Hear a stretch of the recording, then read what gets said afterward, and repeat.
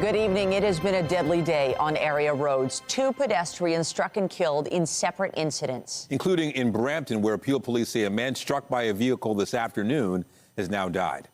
The collision happened just after 2:30 near Royal West and Williams Parkway. The victim was rushed to hospital but later died. The driver involved remained at the scene. The circumstances leading up to the person being struck remain under investigation. And a woman in her 30s was killed after being hit by a truck this morning in Etobicoke. CTV's John Musselman has those details. A black and white checkered grocery bag on the road shows where the woman was hit by the truck. It happened around 9 a.m. at the intersection of Islington and Dixon Road. According to police, the 35-year-old victim was in the crosswalk when she was struck by this truck, making a right-hand turn onto Dixon Road. Officers attended the scene and rendered medical assistance. Sadly, the female was pronounced deceased at the scene. Police say the 26-year-old driver of the truck remained on the scene and he is cooperating with the investigation. Traffic Services was gathering evidence at the scene and inspecting the truck. This is a busy intersection and police are seeking assistance from the public. I'm asking anyone who may have been in the area at around 9:02 this morning at Islington and Dixon Road and may have seen anything to please contact police. The name of the woman who died has not been released. The intersection was closed in all directions for more than 3 hours during the investigation. John Musselman, CTV News. A pedestrian was seriously injured after being hit by a taxi downtown early this morning. It happened on Queen Street West near Tecumseth just before 1:30. Police say the male victim was rushed to a trauma center but is expected to survive. The driver of the taxi remained at the scene. Roads in the area were closed for several hours but have since reopened. Witnesses are asked to contact police. They were random attacks. Police say 2 people stabbed at Dufferin Station early last evening were the victims of unprovoked assaults. And tonight the hunt is on for an 18-year-old suspect. CTV's Mike Walker has been following the story. And Mike, you've obtained video that shows one of the victims being attacked. That's right, Nathan. That was the second incident. Both of these stabbings happened moments apart. The first one actually inside the subway station. The second one happened right here on Bloor Street West, which was captured in the surveillance footage we're about to show you. This surveillance video shared with CTV News captures a random attack. A man approaches another man from behind and appears to stab him in the leg. The victim quickly clutches their leg as the suspect runs away. Last night I go for people screaming. This store employee who didn't want to be identified says the attack happened right near her business on Bloor Street West near Dufferin just after 4:30 Wednesday afternoon. Police say the victim in the unprovoked attack was a 47-year-old man. Canada is not like same before. Now it's no safety, honestly. Moments earlier, police say the same suspect randomly attacked another person, a 33-year-old man, in an underground mezzanine level at Dufferin Station. In both instances, the suspect approached the victim from behind and attacked them with an edged weapon. Investigators have released these images of the suspect captured at the subway station, which has helped them identify the suspect as 18-year-old Noah Christopher Chapman of Toronto. Investigators didn't reveal if Chapman is known to police. The unprovoked element of that makes the public feel unsafe in open spaces or shared spaces. So we want to assure the public that we have identified the suspect and that investigators are working actively to bring them into custody. Both victims were treated in hospital for non-life-threatening injuries. Police confirm they are not known to the suspect. I just can't get a mental grasp of what is really going on in some people's minds that's provoking them to this type of just random anger. These 2 violent and random attacks have left some people who live and work in the area on heightened alert. I have to watch around for my safety. Why would somebody just stab someone, like minding their own business? Yeah, it's scary. So we always have to watch our backs, after an incident like that. Based on leads so far, investigators believe it's only a matter of time before the suspect. Police say the 18-year-old suspect is wanted for 2 counts of aggravated assault and weapons charges. Reporting live, I'm Mike Walker. Michelle, back to you. Thank you, Mike. Also tonight, Toronto's proposed budget for 2026. We dive into the details, including what the spending plan will cost homeowners and how Mayor Chow and her team managed to close the big budget gap. We have more news in a moment, but first a look at the forecast. Here's a live shot outside. Comfortable tonight. Great if you got any plans outdoors or maybe if you're taking the dog out for a walk. As for tomorrow, the mild weather continues and we expect to hit double digits. Lindsay Morrison has a look at how things are now. Lindsay. Yeah, Nathan, it's hard to believe that it's going to be perhaps twice as warm tomorrow compared to today. And today was a mild day. We also enjoyed plenty of sunshine with it. It is 4 degrees right now at Pearson Airport, down from about 6 degrees earlier this afternoon. Nice and comfortable, well above seasonal. Winds are light. They're coming out of the east. Overnight tonight, our temperature is going to hold close to where it is right now. And then we're going to climb into the double digits tomorrow. Many areas of the GTA, but we've got wet weather on the way. Here's what that looks like right now on the satellite and radar. We'll talk about how much rain is in the forecast and show you a second system moving in for this weekend coming up. For now, Michelle, over to you. Thank you, Lindsay. Well, city officials say affordability is the key focus of their proposed budget for 2026. Details of that spending plan were unveiled today, with the mayor defending her decision to endorse a property tax hike of 2.2%. CTV's Natalie Johnson is live at City Hall with more. Natalie. Well, Nathan, on the heels of a 6.9% increase last year and a 9.5% hike the year before, the 2026 number was unexpectedly low. In an election year, the administration finding efficiencies and drawing from rainy day reserve funds to appeal to taxpayers. Unveiling her election year budget in one of Toronto's newest libraries. Mayor Olivia Chow touted expanded branch hours as a centerpiece of her spending plan. My 2026 budget is focused on one thing: making your life more affordable. After 2 years of hefty hikes, this year Chow is floating a 2.2% residential tax increase, costing the average homeowner about $91 more a year. People really count every dollar once they see uncertainty happening around them, because you just don't know what tomorrow will bring. The proposed budget includes a nearly 7% increase to both the police and the TTC, and features a third straight fare freeze and fare capping beginning in September. If you look at the state of the city's finances when former Mayor John Tory left, the annual amount we had to close was close to $2 billion. And if you look at where we are now, it's half that. Chow's team is trumpeting savings from a hiring slowdown for non-frontline positions, reduced fuel consumption from an increased EV fleet, and restructuring the Toronto Parking Authority. But closing the budget gap also relies on rainy day reserves to the tune of $323 million. On the eve of an election, Mayor Chow has finally found some fiscal restraint. Chow's chief critic on council accusing the mayor of trying to buy the electorate. This is an election budget that she is bringing forward in an attempt to improve her prospects in the fall with re-election, but Torontonians are going to be on the hook paying for that. The city's top bureaucrats confirming 2027 won't be easy. As hard as this budget process was, next year's will be equally challenging. Our plan is working, but it is not solved. So can the city afford to keep the tax rate so low? Absolutely, the city of Toronto can afford this very affordable budget. Why? Because we fixed the fiscal problem. I came in, yep, it was tough. With the campaign countdown now on, the administration hoping an inflationary increase is right on the money. Now, that proposed property tax hike is not yet final. The mayor will have a chance to make adjustments to the number before February. The budget then goes to full council for a vote. Reporting live at City Hall, I'm Natalie Johnson. Nathan, over to you. Thank you, Natalie. The city of Mississauga is also moving ahead with its 2026 budget process after the plan was published this week. Despite setbacks and unforeseen challenges, I am proud that our team has been able to reduce the overall budget increase and the city's portion of the property tax bill compared to last year, even as we continue to face inflationary pressures and other rising costs like utilities, fuel, and other services. The proposed budget would see the city portion of property tax bills go up 1.6%, along with a 3.6% hike from Peel Region. Mayor Carolyn Parrish says the plan includes a pause on non-essential investments to reduce the burden on taxpayers. Community members can weigh in by email, phone, or at budget committee meetings starting next week.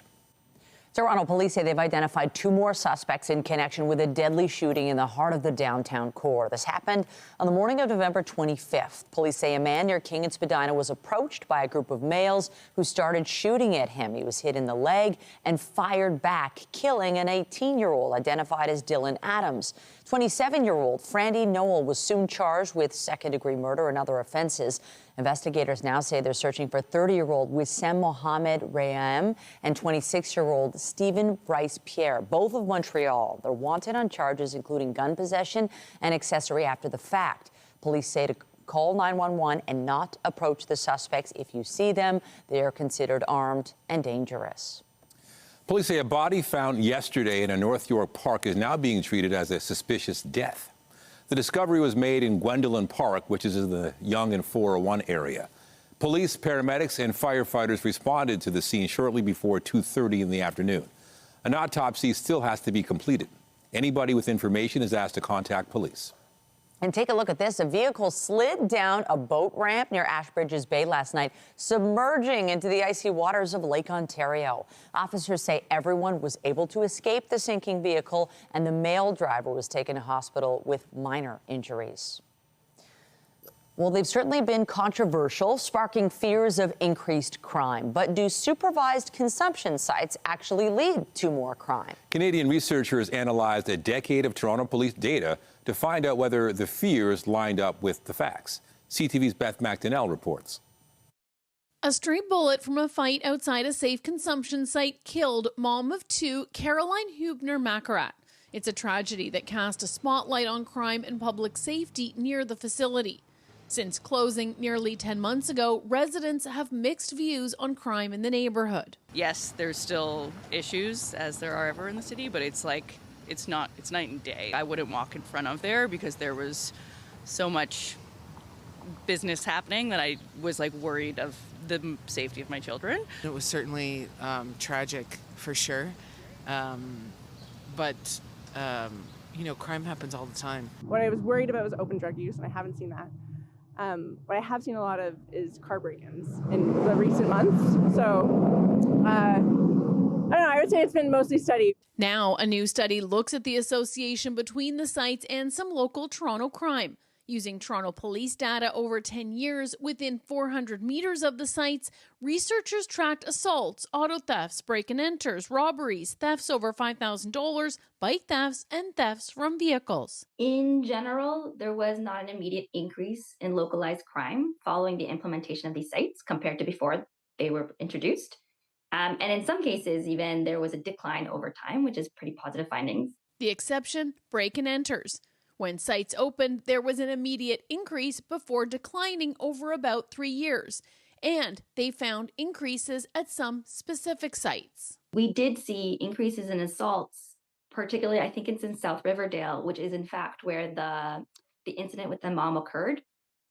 So in some ways, we are corroborating their feelings. We're not dismissing or ignoring them. The study looked at crime as sites opened across Toronto in 2017. While there are still a handful still operating today, the Ontario government ordered many near schools and daycares to shut in March 2025. Assuming that the people that use supervised consumption sites are the people committing these crimes.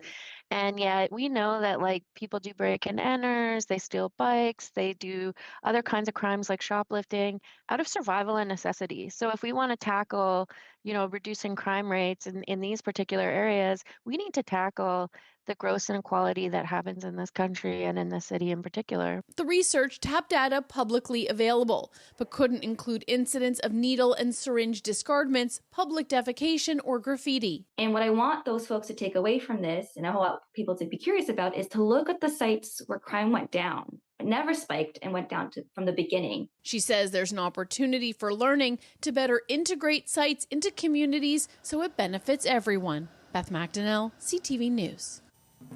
Still ahead, crowds march in Minneapolis over the fatal shooting of a woman by an ICE agent. The outcry and the Trump administration's response as the U.S. Vice President defends the actions of the immigration officer. But first, the battle over Ontario Place will now extend to Ottawa. The Supreme Court announced today it will hear a constitutional challenge over the legislation being used by the province to remake the area, something lower courts declined to do. CTV's Siobhan Morris has more. With the overhaul of Ontario Place pushing on, a new wrinkle far from the water's edge.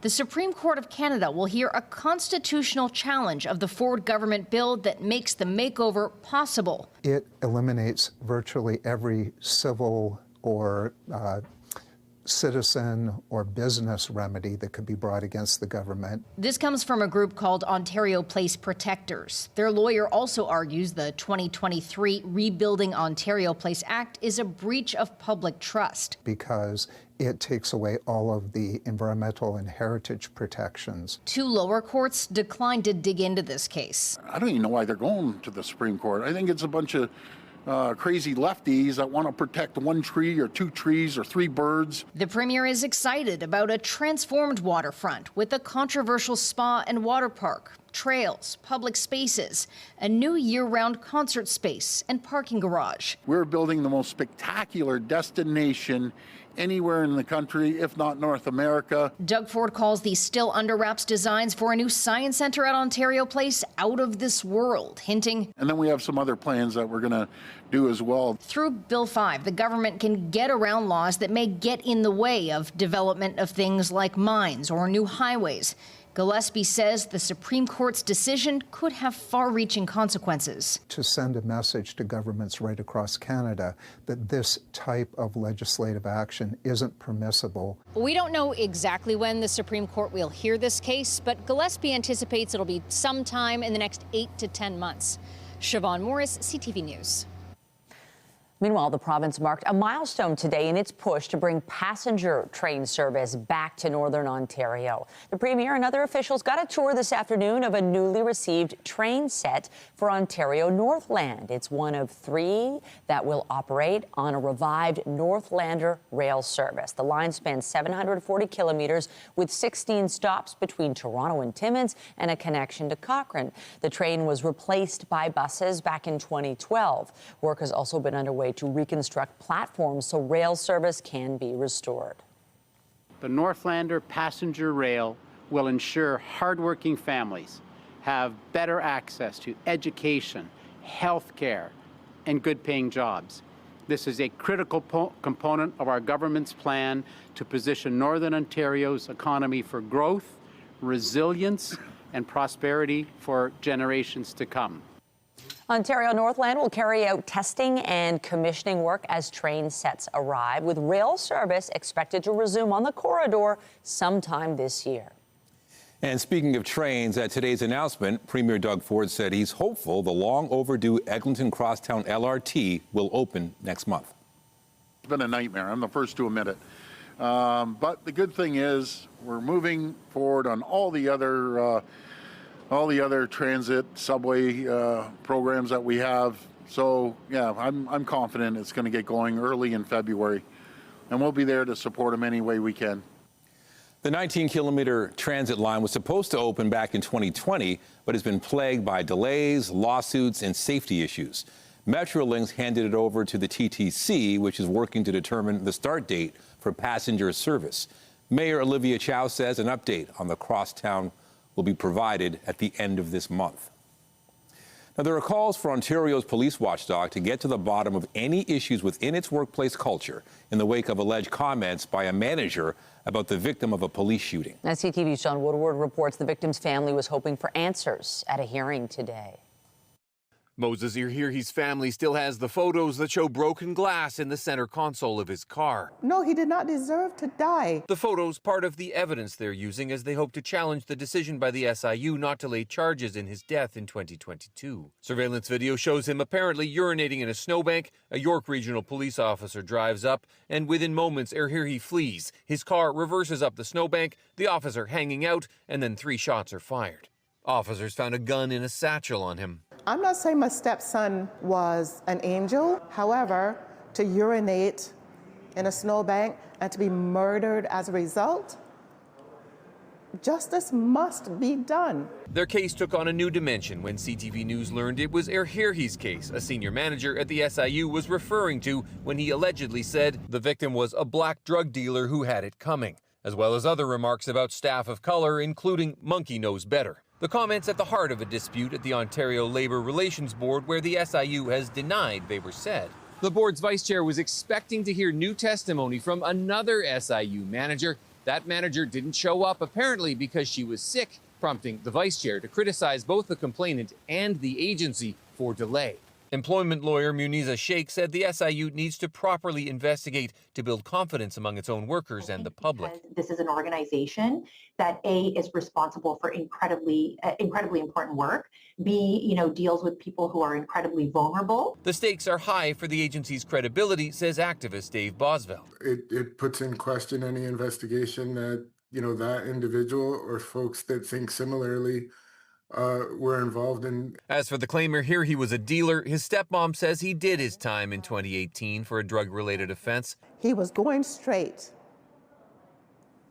Moses registered for school, and he had hopes and dreams of making us proud of him. His bullet-ridden car was a write-off. Dolores Langer doesn't want her stepson's case to be written off, too. John Woodward, CTV News. Victims' families are marking the 6-year anniversary of the downing of Ukraine International Airlines Flight 752 over Iran. Commemorations included an event this afternoon in Richmond Hill.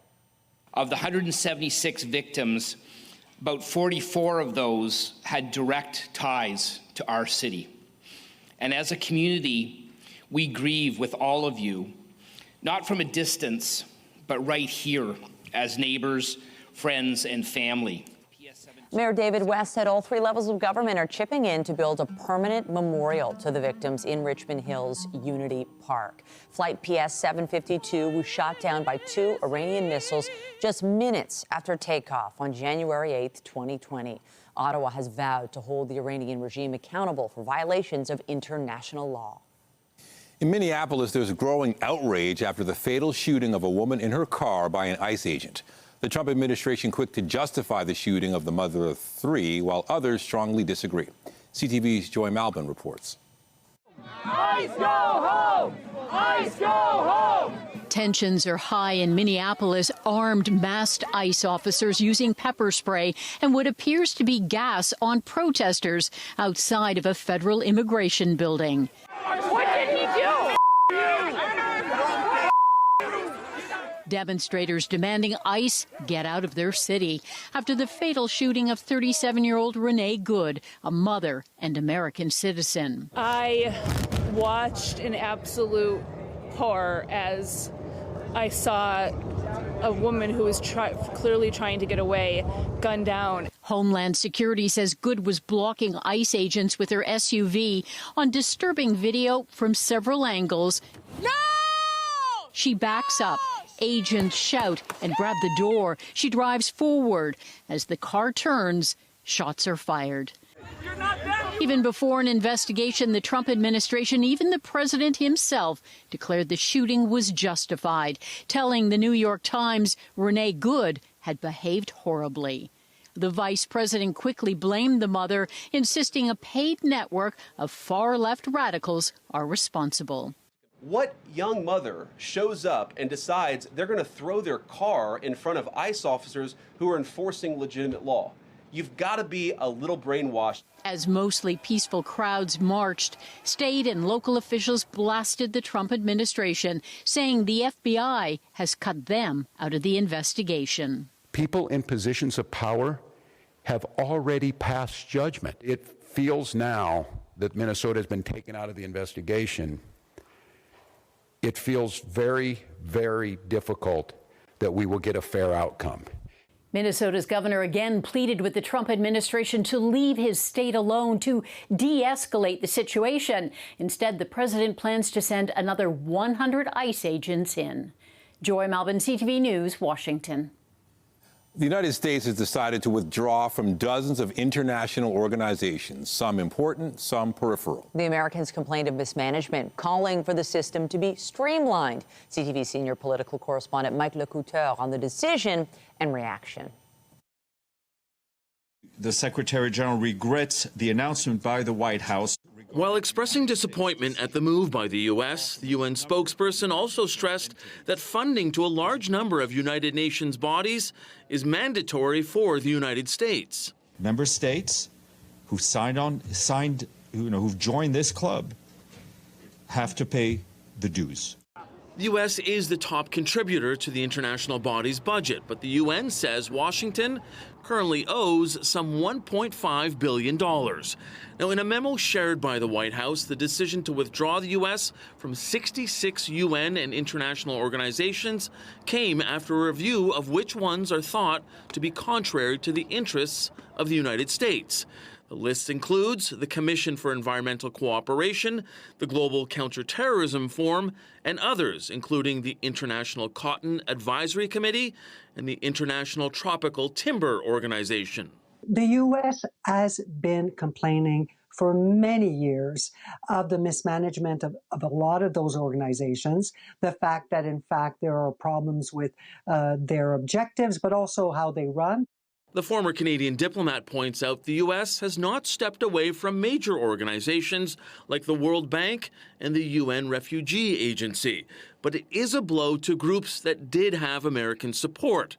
In a statement to CTV News, the executive secretary of the UN Framework Convention on Climate Change called the move a colossal own goal, adding it can only harm the U.S. economy, jobs, and living standards as wildfires, floods, megastorms, and droughts get rapidly worse. While the Canadian government hasn't commented on the U.S.'s move, a spokesperson for the Chinese Foreign Ministry said the value of international organizations lies in upholding shared interests, not national self-interest. Mike Lecouteur, CTV News, Ottawa. Advisors to U.S. President Donald Trump reportedly met at the White House today with envoys from Denmark and Greenland. At the same time, officials on the island are offering reassurance to residents amid the ongoing threat of an American annexation. Our premier here in Greenland and all the parties are telling people to calm down. There's no reason to panic. We've seen from many Republicans even,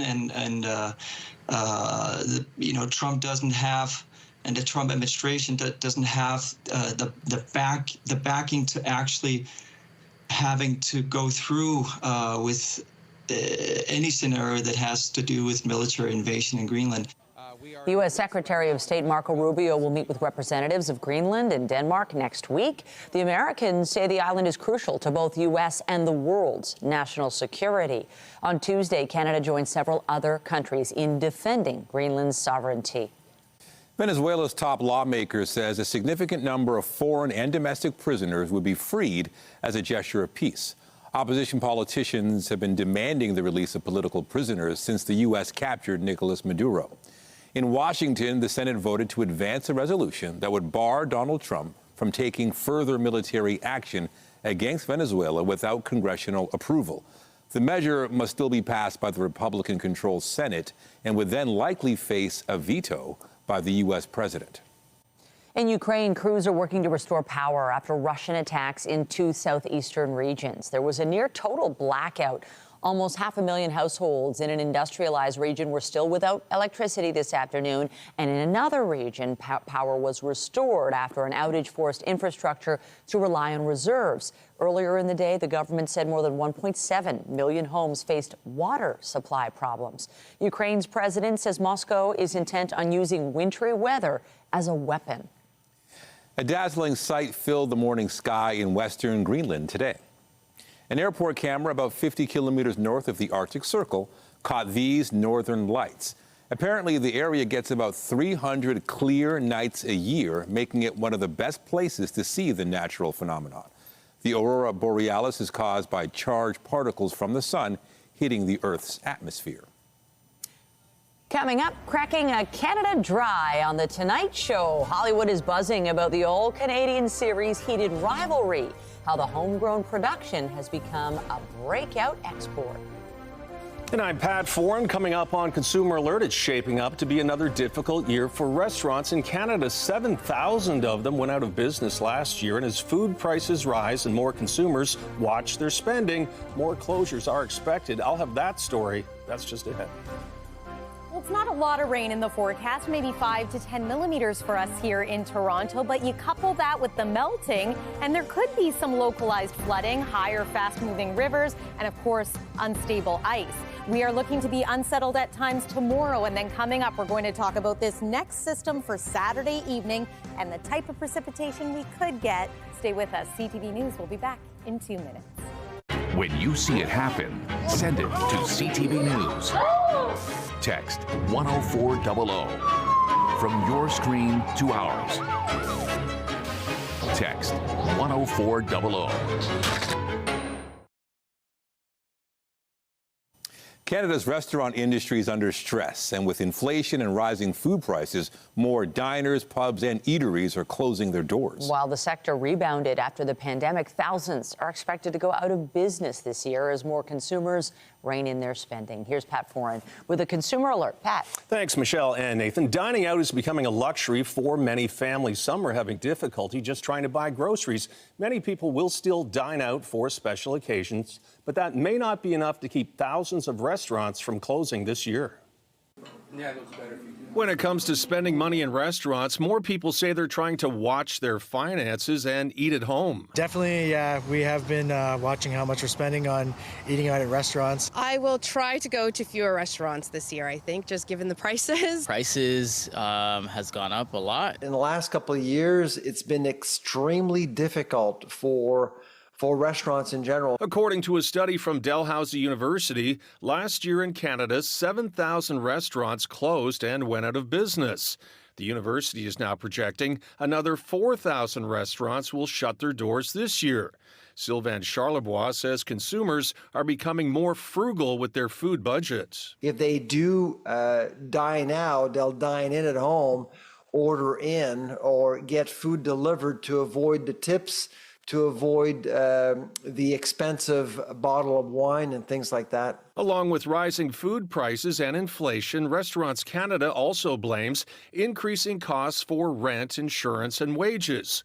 The group says 41% of restaurants are operating at a loss or barely breaking even, but they're trying to keep their prices low because they know customers are watching their budgets. There's an affordability challenge for Canadians right now. There's less discretionary spending. So less discretionary spending means pulling back on restaurant spending. Last year, when there was a 2-month tax break on restaurant meals, prepared foods, snacks, and some alcoholic beverages, restaurants saw an increase in sales of 10%.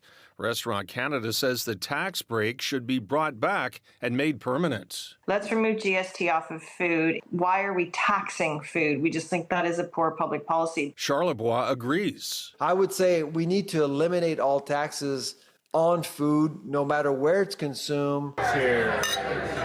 Another reason restaurant sales are down is Canadians are drinking less, and alcohol sales are a profitable category for the hospitality industry.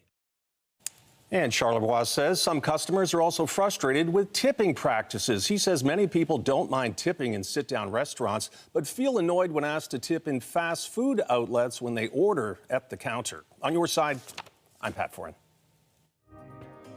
If you have a consumer story idea, email us at alert@ctv.ca. Well, hopefully you enjoyed that beautiful sunshine today. The mild temperatures, just glorious, and we're really only getting one day of it because then we see the clouds roll in. It was so special. I actually was able to get a quick walk outside today because we don't know when the snows or sun is going to return. Yeah, it's true. It was so nice to see it. What a treat to have sun coupled with mild temperatures today. There's more mild weather on the way, but we've also got some rain that's going to move in starting overnight tonight. It'll be with us through a good portion of the day tomorrow. And as I mentioned, it's not a big soaking, but you couple this with those snowbanks that are out there, a whole lot of melting already underway.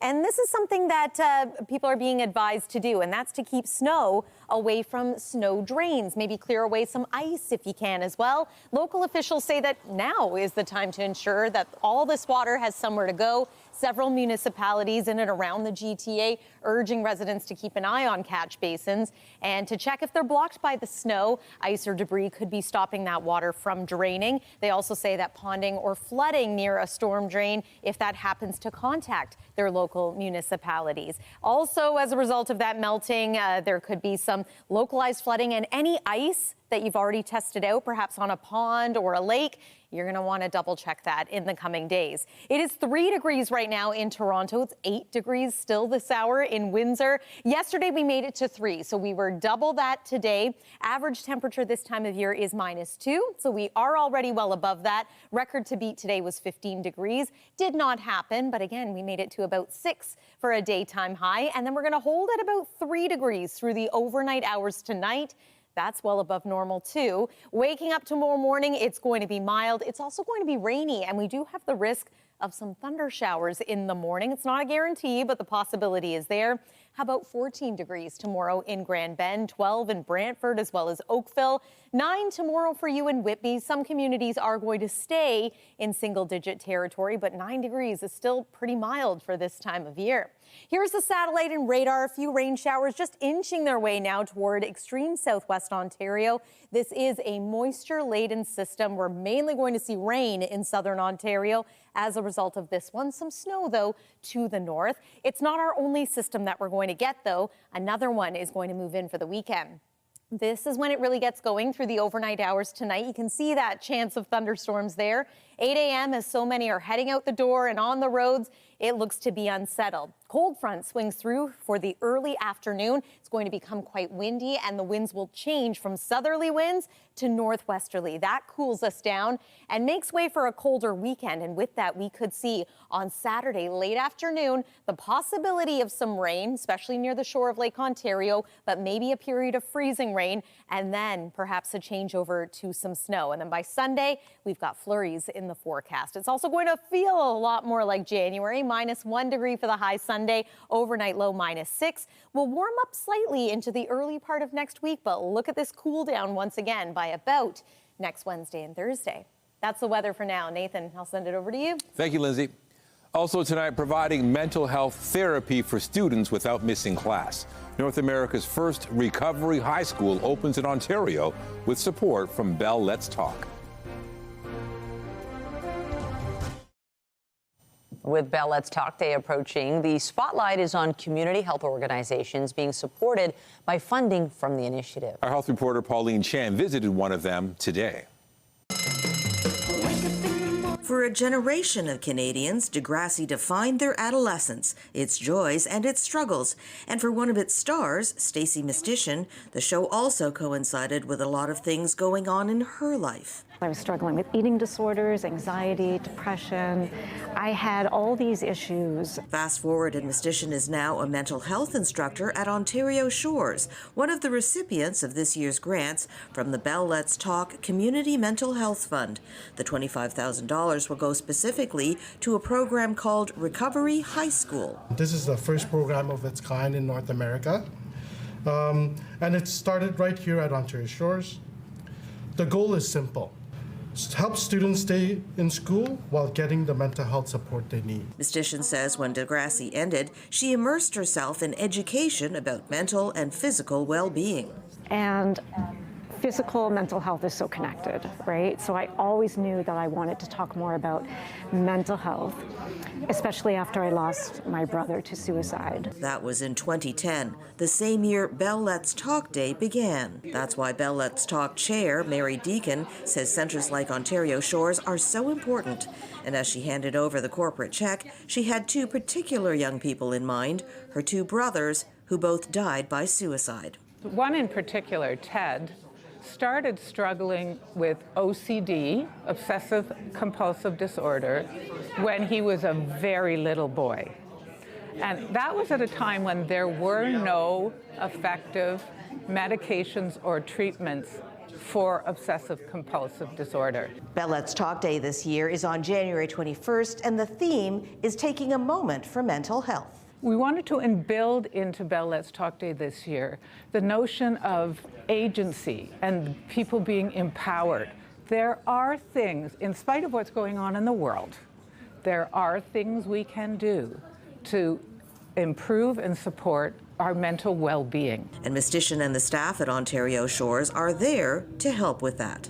Pauline Chan, CTV News. For some people struggling with obesity and diabetes, new weight loss medications like Ozempic and Wegovy offer hope. But a new study reveals how quickly the weight could return. British researchers found that patients who stopped taking what are called GLP-1 drugs put the weight back on 4 times faster than after diet and exercise. Researchers say this is mostly because so much weight is lost in the first place when compared to diet and exercise. The drugs have been found to help people lose between 15 to 20% of their body weight. The study says people who stop taking the drugs gain back about 22 pounds within a year. There's a buzz about a Canadian hockey drama called Heated Rivalry. The show is shifting the conversation about inclusivity in sports. And it's become an international sensation in just weeks. CTV's Heather Right now on the show's success and cultural significance. Hudson, welcome to the show, Heated Rivalry. Hudson Williams sat down on The Tonight Show with Jimmy Fallon last night and cracked a Canada dry. His Heated Rivalry character's beverage of choice, and a reminder of where one of the biggest shows on the planet comes from. Is it sinking in how big this show is? No. Showcasing the 2 most talked about prospects in the world. Heated Rivalry, the breakout show about hockey rivals that develop an off-ice romance, debuted last fall, winning praise for its heartfelt depiction of LGBTQ2S+ relationships and sparking discussions about representation in both TV and sport. To have this kind of a romance story portrayed inside the context of men's professional hockey at the highest level, I think will have an impact. The show has exploded in popularity, the talk of group chats and Tinseltown. You guys made amazing, original shows that everyone couldn't stop talking about until that gay hockey show from Canada came along. And go ahead, Connor. The show is an all-Canadian export, based on a book by a Canadian author, set in Canada, filmed in Canada, and produced by Crave, a subsidiary of Bell Media, which also owns CTV.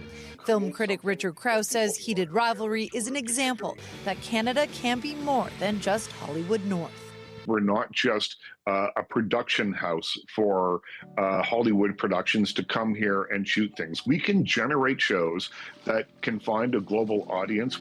Heated Rivalry has been picked up for a second season. That is the good news for fans. The bad news is that season 2 is not set to be released until next year. Heather Wright, CTV News, Toronto. After the break, standing on business, the Blue Jays re-signed former Gold Glover Dalton Varsho and other key players as they solidify their roster for the upcoming season. Canadian exports to the U.S. fell in October to the lowest level ever recorded when you exclude the pandemic. B&M Bloomberg's Mirella Fernandez has more.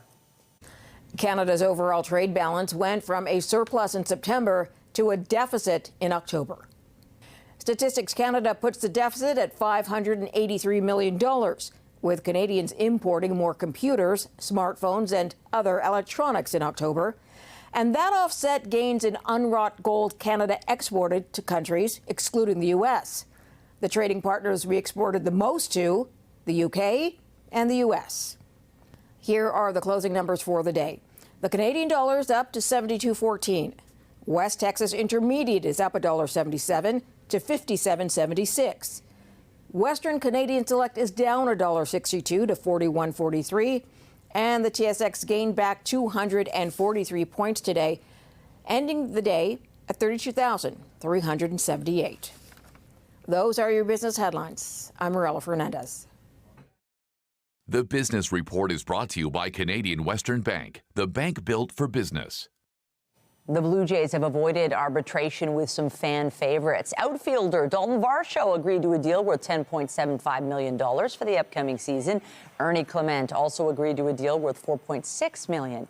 He set a Major League playoff record with 30 hits in the Jays' run to the 2025 World Series. The team also reached a one-year deal with catcher Tyler Heineman worth just over $1.2 million. Today marked the deadline for teams to reach deals with players before they enter arbitration. Just ahead, a proposal gone terribly wrong. What should have been the happiest moment ever turns to panic when the ring goes for a ride. Finally, tonight, a marriage proposal is supposed to be unforgettable, but not for this reason. One groom-to-be popped the question on a suspension bridge in Michigan, but the ring slipped right through his fingers, falling 30 meters below.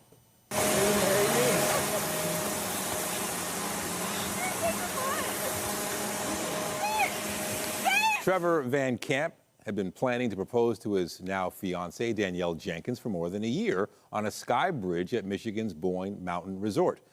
When things didn't go according to plan, they searched for the ring for a few hours before going home empty-handed. However, a resort employee came to the rescue using a metal detector to track it down and returned it to the couple. A very happy ending and a proposal they'll surely never forget. I don't know about that. How did the resort... Well, I think if you're going to do a suspension bridge proposal, you take precautions. You should. And who has a metal detector handy? It just came out of nowhere. But you know what? That was my son's gift for Christmas this year.